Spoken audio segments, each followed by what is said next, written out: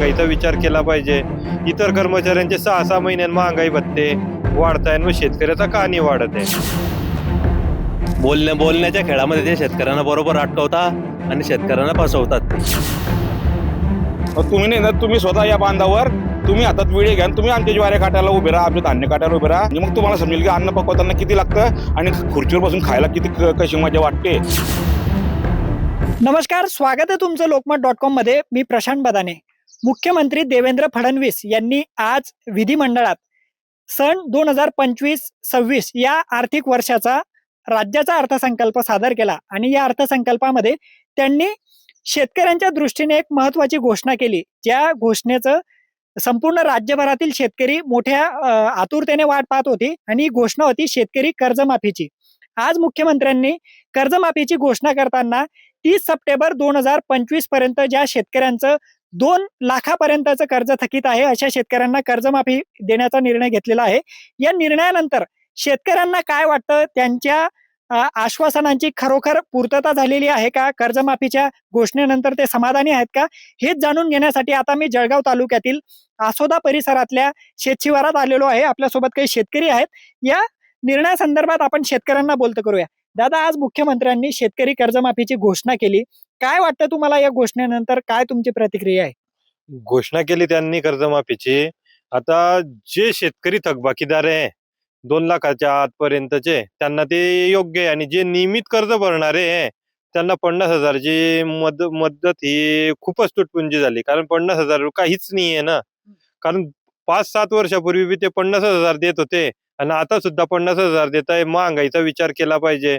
इतर कर्मचाऱ्यांचे 6-6 महिन्यात महागाई भत्ते वाढताय, मग शेतकऱ्याचा का नाही वाढत आहे? त्यांना पण काही ना काही म्हणजे निदान 1 लाखापर्यंत तरी रेग्युलर वाल्यांना सुद्धा द्यायला पाहिजे अशी इच्छा आहे आमची. म्हणजे 50,000 काहीच होऊ शकत नाही ना. आता तुमच्या गावात काही शेतकरी असे असतील की त्यांचं 2 लाखांपेक्षा जास्त कर्ज थकीत असेल, वर्षानुवर्ष ते थकबाकीदार म्हणून त्यांना बँकेने डिफॉल्टर जाहीर केलेलं असेल. अशा शेतकऱ्यांना लाभ मिळण्यास थोड्या अडचणी येणार आहेत. तर त्या निर्णयासंदर्भात काय वाटतं तुम्हाला? त्या शेतकऱ्यांचे नीट छाननी करून त्यांना योग्य ते न्याय मिळाला पाहिजे. त्यांना जर मागच्या कर्जमाफीत सुद्धा काही शेतकरी वंचित राहिलेले होते, तसे वंचित न राहता त्यांचा सुद्धा विचार करीत सर्वांना कर्जमाफी मिळाली पाहिजे, थकबाकीदारांना सुद्धा आणि नियमितवाल्यांना सुद्धा. काका, तुम्हाला काय वाटतं, आज कर्जमाफीचा निर्णय जाहीर झाला, तुम्हाला लाभ मिळेल का, शाश्वती वाटते का तुम्हाला? मी एकच सांगतो, फडणवीस साहेब फक्त शेतकऱ्यांना बोलण्यामध्ये फक्त हे करून देता, बस झालं, संपलं त्यांचा विषय. बोलण्याच्या खेळामध्ये ते शेतकऱ्यांना बरोबर अटकवता आणि शेतकऱ्यांना फसवतात ते. बस एवढंच सांगतो मी. यापूर्वी राज्यात 2 वेळेस कर्जमाफी झाली, त्यावेळेस तुम्हाला लाभ मिळालेला होता का? मला लाभ मिळाला नाही आतापर्यंत, 1 वेळा बी मिळाला नाही. आता मला आशा होती की आता तरी आपल्याला मिळेल, आपण रेग्युलर आहे तर. पण ते रेग्युलर 50,000 आमचं काहीच होत नाही. जास्त वाढायला पाहिजे त्यांना रक्कम रेग्युलर वाल्यांची, हीच आमची मागणी आहे.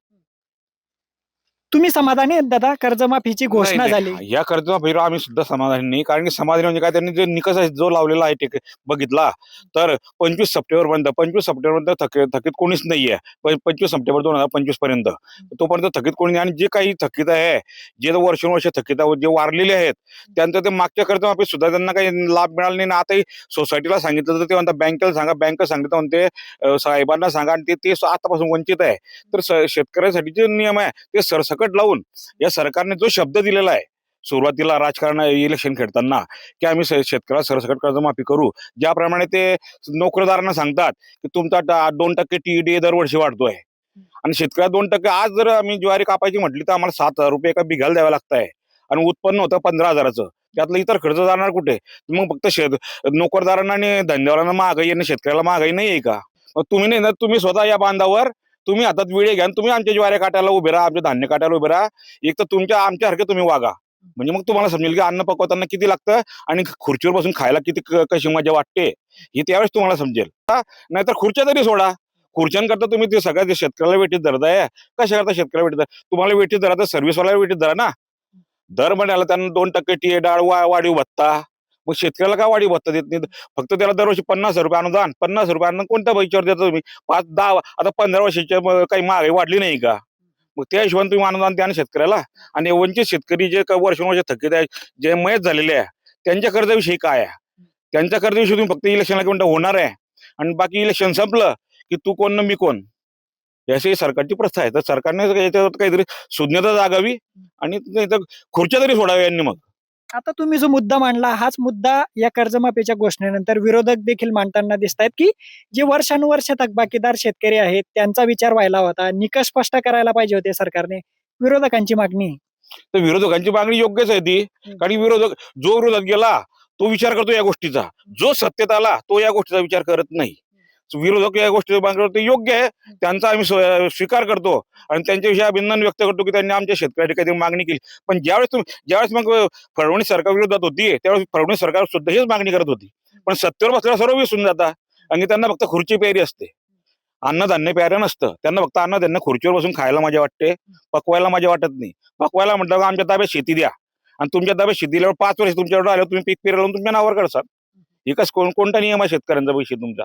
पण गेल्या अनेक वर्षांपासून शेतकरी कर्जमाफीची मागणी केली जात होती. सरकारने आता एक विधायक बाब म्हणून घोषणा केली. आता कर्जमाफीच्या पूर्ण प्रक्रिया पुढे जे असतील तांत्रिक बाबी तपासल्या जातील.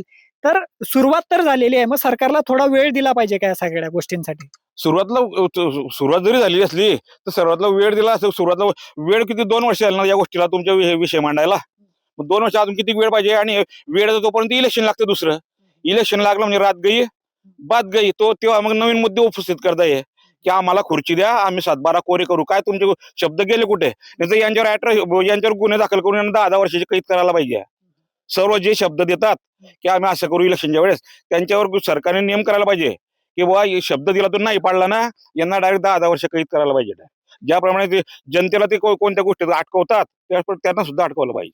आता तुम्हाला काय वाटतं, कर्जमाफी योजनेची आज घोषणा करण्यात आली, प्रत्यक्षात लाभ शेतकऱ्यांना कधी मिळेल हे जरी निश्चित नसलं तरी तुम्ही समाधानी आहेत का? काय वाटतं तुम्हाला? मला वाटतं समाधानीपेक्षा एक बाब तुमच्या निदर्शनात आणतो की पहिली कर्जमाफी 75,000 कोटीची सांगितली गेली होती, परंतु प्रत्यक्षात 35,000 कोटीची कर्जमाफी झाली. आता ही मध्यंतरी झाली होती. म्हणजे मला वाटतं 75,000 कोटीची सांगितली कर्जमाफी 1 लाख कोटीची व्हायला हवी होती. ती कमी का होते? आणि यावेळेस सुद्धा आता फडणवीस साहेब म्हणत होते की योग्य वेळ, ठीक आहे योग्य वेळ आता आली असेल, परंतु योग्य वेळ कधीची होती आणि आता निकष जे ठरवतात आज त्यांनी निकष जाहीर करायला हवे होते. 30 सप्टेंबर 2025 पर्यंत ते थकबाकीदार म्हणलेला आहे. बँकिंग नियमानुसार जो 3 वर्ष सलग कर्ज भरत नाही तो थकबाकीदार म्हणला तो. आता सरकारने याबद्दल सुस्पष्टता जाणवला की आपल्या निर्णयात नेमकं काय आहे, कारण की प्रत्येक शेतकऱ्याला लाभ मिळाला तरच या कर्जमाफीचा फायदा आहे. नाही तर मला वाटतं कर्जमाफी होऊन शेतकरी आनंदित होईल अशी आज रोजीची परिस्थिती नाहीये. कारण की वर्षानुवर्ष साचलेलं कर्ज आहे, व्याज दंड व्याधीच्या मध्येच 1.5 लाख 2 लाख केव्हा होतात लक्षात येत नाही. आणि मला वाटतं ते माफ झाल्यावर शेतकऱ्याच्या परिस्थितीत काय फरक पडणार आहे. त्यामुळे सरकारला तरी वेळ दिला पाहिजे की आता त्यांनी निकष जाहीर केले, पण याकरता एक शेतकऱ्यांची समिती नेमायला पाहिजे होती. 4 शेतकरी प्रतिनिधी घ्यायला हवे होते. IAS अधिकारी हे पडवाट काढतात. IAS अधिकारी कमीत कमी सरकारचा पैसे किती देतील याच्याकडेच बघता. त्यामुळे शेतकरी प्रतिनिधी 2 सामाजिक प्रतिनिधी अशी जर समिती करून निघाला असं मला वाटतं ही कर्जमाफी परिपूर्ण झाली असती. परंतु आता निकष जाहीर होतील उद्या, परंतु मला नाही वाटत की सरकारचे निकष असेच कडक असतील. आता मागच्या उद्धव ठाकरे यांच्या काळातल्या कर्जमाफीतले मयत शेतकऱ्यांचे कर्ज आज सुद्धा थकीत आहे, जे पात्र असल्यावर सुद्धा. विकास सोसायटीने कर्जाची माहिती DDR साहेबांकडे पाठवली, DDR साहेबांनी सरकारकडे पाठवली. आम्ही दोन्ही घटकांकडे गेले तेव्हा सरकारकडे मागणी करा, सरकार म्हणते बघू. अशा परिस्थितीत फसलेले मयत शेतकऱ्यांच्या वारसांना कर्ज मिळाले नाही. त्यामुळे या परिस्थितीचा विचार करताना यावेळेला सरसकट म्हणजे मला वाटतं A to Z शेतकऱ्यांना तर कर्जमाफी मिळाली तरच नंतर सरकार अभिनंदनाचे पात्र आहे. अन्यथा हे दृष्टचक्र पुन्हा कर्जमाफी पुन्हा कर्जाची मागणी असं चालूच राहील. आज सरकारने जी घोषणा केली की 2 लाखांपर्यंतचं कर्ज माफ केलं जाईल, खऱ्या अर्थाने शेतकऱ्यांना दिलासा मिळेल का फक्त 2 लाख कर्ज माफ केल्यानंतर? शेताची मशागत खते वगैरे याचा खर्च इतका प्रचंड वाढला की 2 लाख रुपये आज कुठेच नाही. सरकारने निदान इतर घटकांचे उत्पन्नाचे स्रोत बघता 5 लाखापर्यंत कर्जमाफी रेग्युलर शेतकऱ्यांना 1 लाखापर्यंत प्रोत्साहन अनुदान आणि यालाही कुठलेही निकष नाही. त्याने कर्ज घेतलेलं आहे 12 महिन्यात भरलं, कारण की शेती हंगाम हा 12 महिन्यात असतो. तुम्ही शेती हंगाम आणि उद्योगाची तुलना 3 वर्ष थकबाकीदार खातं NP हे कसं काय करता? उद्योगाची गोष्ट वेगळी आहे. उद्योगाला डबल कर्ज मिळतं. एकदा शेतकरी जर पीक कर्ज नाही भरलं 12 महिन्यानंतर किंवा पूर्ण वर्ष कापसा करता घेतलं त्याला परत कर्जच मिळत नाही. मग तुम्ही हा रेशो यांना का लावतात? तुम्ही शेती 12 महिन्याचा थकबाकीदार बोलला तो. बँकिंग नियम इतके किचकट आहे की बँकिंग नियमांना शेतकऱ्यांचा कर्जमाफी मिळण्यात भयंकर अडचण होणार आहे. तर सरकारने त्वरेने यावर विरोधकांची मते, काही शेतकऱ्यांची मते जाणून 1 महिन्याने आता फेराळ आढावा घ्यावा आणि फेराळ आढावा घेताना या सगळ्या मागण्यावरून प्रत्येक शेतकरी प्रसंगी शिवाजी महाराज आपले आदर्श आहेत. महाराजांच्या महाराष्ट्र आपण राहतो. महाराजांचं असं म्हणणं, तिजोरी खाली जरी चालेल तरी प्रजा सुखी राहिली पाहिजे. त्यामुळे 1,00,000 कोटी गेले तरी चालतील, परंतु प्रत्येक घटकाला जर कर्जमाफी मिळाली तरच शेतकरी आनंद होईल. नाही तर या कर्जमाफीने शेतकरी धास्तावलेला आहे. निकष काय राहतील? त्यामुळे मला नाही वाटत की शेतकरी आनंदित आहे. पण ठीक आहे, सरकारनं आमच्या मागण्या याबद्दल गंभीरपणे विचारा. महिन्याभरात या निकषांमध्ये जर बदल केले तरच मला वाटतं खऱ्या अर्थाने कर्जमाफी होईल. आपण बघू शकतो शेतकऱ्यांच्या काय प्रतिक्रिया आहेत. मुख्यमंत्र्यांनी आज कर्जमाफी करण्याची घोषणा तर केली, पण या कर्जमाफीचे नेमके निकष कसे असतील?